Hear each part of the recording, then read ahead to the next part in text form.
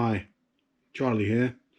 I'm just testing out a new mod for my GoPro and wondering whether it sounds as good as it does. I've drunk more than I've drunk for ages. Okay, so here we go. I don't know. I mean, this probably isn't lit very well, is it? I need some more light. There we go. But I just watched Kingsman, and it made me think about being a gentleman, you know? About being a gentleman. And I would like to be a gentleman myself. I mean, I was always told as a youngster I was a gentleman. Oh, you're such a gentleman, they'd say, Charles. You're such a gentleman. But as time's gone on, I've become a bit more uncouth, to be honest. So I used that thing called Google to Google what it was to be a good gentleman. 10 ways to be a good gentleman. I thought this is going to be worth a laugh, isn't it, eh? So here we go. Always have good hygiene. I mean, what the fuck does that mean? What does that mean? Always have good hygiene. You don't need to be a gentleman to have good hygiene. You don't need to be a lady to have good hygiene. You just need to be a human being to have good hygiene. I mean, come on. What century are we living in? I mean, you know, good hygiene. Always be on time. Well, that's another one. I mean, I've always prided myself on being a very good timekeeper.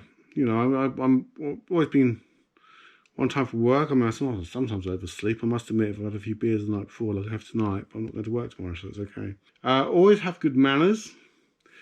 This is a difficult one because I do think I have quite good manners, but sometimes I throw them out the window, you know. Having good manners is putting other people before yourself, I think, or at least considering other people in your choices so that your choices are not detrimental to other people. Always know your clothes. That's an odd one. I don't think clothes are really that important, are they? Always keep swearing to a minimum. Well, fucking hell, that's right, man. I mean, the point about it, isn't it, is that if you swear, you want it to have impetus. You want it to have effect. If you swear all the time, it has no effect. Cocksucker, C word, Charlie swore. You know, it makes an impact. That's the point about swearing. It makes an impact. If every word you say is fuck or shit or fucking blinding bollocks, crap, so you're just a man with a dirty mouth, aren't you? I think swearing is quite good in the comical way. You can say a lot of swear words at once and make it funny, you know? I mean, that's the point of it. Although swearing is not needed in every other sentence, it can be funny. And if it's funny, it's worthwhile. And if it's worthwhile, then it's ironic if you're a gentleman. Always be controlled. What's control anyway? I mean, you know, what's control? What's control? I mean, control is being level-headed, isn't it? I mean, that's what it's about. And I think I'm pretty level-headed. I don't think I'm that much of a, you know, I don't lose it very often. But a gentleman will never lose it. I have lost it occasionally. I mean, especially when I was younger, when I was a tyke, I lost it all the time. But not now. I don't lose it very much for now. So while not swearing and maintaining control and getting rid of the dust, checking you've got clean nails, you've already been on time, you're considering the other people around you, you will come to your conclusion. And you will come to a resolve, which is number 7, to always be kind. Always be kind. Because kindness is the fruit of human creation. So much of our time is spent being destructive to ourselves and to the things around us, that I think creation is a wonderful thing. When I say creation, I mean just having a productive outcome to the factors that are affecting you. You know, I mean, I don't think, you know, I mean, some people say to me they're not creative, you know, and I think, well, God, you know, you've got grandchildren, you've got children, you've got ideas, you make cakes, you do all this stuff, but you know, creativity comes in so many forms, and creativity is kindness. So I'd say always be kind with your creativity and don't be destructive, because if you're destructive, you're being detrimental to yourself and to other people around you, and that's not gentlemanly. I just made up a word. That's not being gentlemanly. Oh dear. Okay, always be considerate. Well, I think I've already covered that, haven't I? I mean, that's that goes without saying, doesn't it? I mean, that's the point of being a gentleman, to be considerate, because if you're not considerate, you're not considering other people. If you're not considering other people, you're not considering yourself. Because karma, I know is sort of like a bit of a hippie idea, but for a gentleman, karma is very, very true, because you know what goes around comes around. What you deal out comes dealt back to you. You know, everyone knows that. You know that the gentleman knows that. That if you shit on someone's doorstep, the chances are they're going to come and shit on your doorstep. So you don't shit on people's doorsteps. Simple as that. Always respect everyone. Well, there you go. I mean, this is just becoming tautological, isn't it? Really. I mean, it's like I'm considerate. I respect everyone, and I'm kind to everyone. This is about anarchy, isn't it? Anarchists.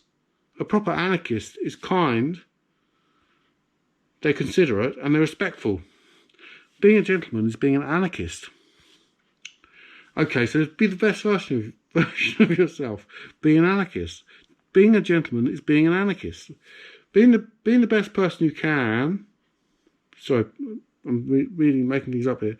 Being the best person you can be is the way of the gentleman. A man cannot be perfect. We all know that. But striving towards a basic core of humanity and decency is what makes a gentleman. Once you dig beneath the suits and smiles, a true gentleman knows his limits and keeps trying to stretch them, going further to both improve himself and to aid other people in whatever way he can. Okay, let's try this. Being the best person you can be is the way of an anarchist. An anarchist cannot be perfect, but striving towards the basic core of humanity and decency is what makes an anarchist. Once you dig beneath the patchouli oil and the dreads, a true anarchist knows his limits and keeps trying to stretch them, going further to improve themselves and to aid other anarchists in whatever way they can. Find your best qualities and work on them. Find your worst qualities and work on trying to improve them. The real secret of being an anarchist lies in being yourself, but the best version of yourself that can work towards and improve on, so you can be the best you can be. I think being a gentleman is being an anarchist. That's what I think. Because I mean, anarchy. I mean, the whole point of anarchy is that you do not impose your authority on other people. So you consider other people, and you are considerate to other people, and you're kind to other people. The difference between being an anarchist and a gentleman is a gentleman will step in when someone else is being out of order to someone else. But wouldn't an anarchist do the same thing? Because if someone's asserting their authority on someone in an unruly and unfair way, another anarchist would probably step in. So I can't see the difference between an anarchist and a gentleman personally. And gentlemen are anarchists. Anarchy is gentlemanly. And there you go. There's my thought for today. Today, Sunday, the 11th of July, 2020. As you can tell, I've been in lockdown for quite a long time. My hair is very ungentlemanly. My beard is a bit more gentlemanly than it was when after I had a shave. Wow, what a crazy guy! Oh, what am I doing? What am I doing? What a bum. I'm a hobo. I'm a no one. I'm going nowhere fast.